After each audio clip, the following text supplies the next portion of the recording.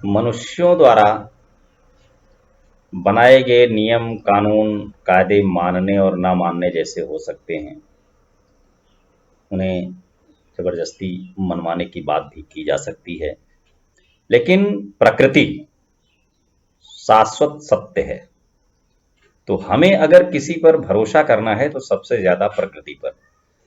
देखिए, वो सब कुछ सिखा रही होती है।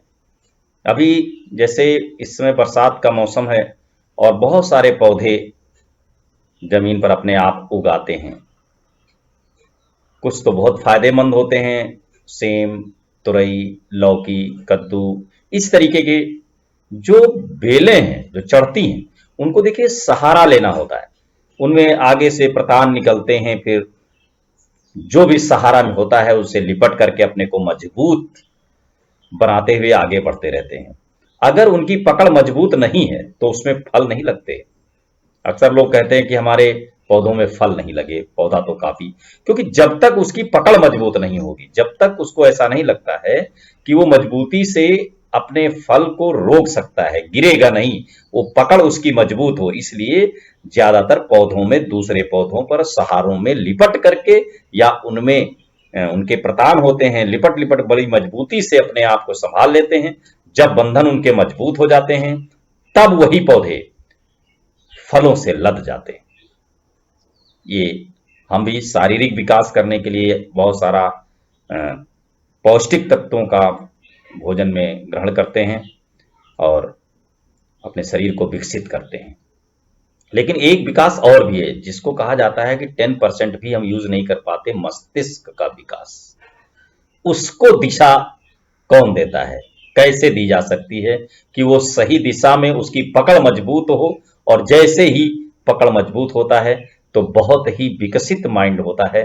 तब वहां पर पैदा होते हैं वैज्ञानिक, नई नई सोच, नए नए तरीके निकलना शुरू हो जाते हैं। तो उनको सही दिशा देने के लिए वहां भी तो सहारे की जरूरत होती है। वही सहारे की जरूरत, वही सहारा ही तो गुरु कहलाया। गुरु का मतलब है कि जो मस्तिष्क को, दिमाग को सही दिशा दे, सही सोचने के लिए रास्ता दिखाए, और जो दिमाग उन पर चलने लगता है, वही सोचने लगता है, वो बहुत ही आगे निकल जाता है। जो लोग गुरुओं के कहने पर उनकी बात को मानते हैं, सुनते हैं, बहुत आगे जाते हैं। एक कहावत भी मैंने सुनी थी, आप मैं बताता हूँ, एक शायरी टाइप से है कि अमल चूम चुके चांद सितारों की जमी। जिन्होंने अपने गुरुओं के दिशा निर्देश पर कदम रखा, उनकी बातों को सुना, चिंतन किया, मनन किया और उस पर कार्य किया, चूम चुके चांद सितारों की जमी। वो चांद पर पहुंच गए, सितारों पर पहुंच गए, बहुत आगे निकल गए। कहने का मतलब ये होता है।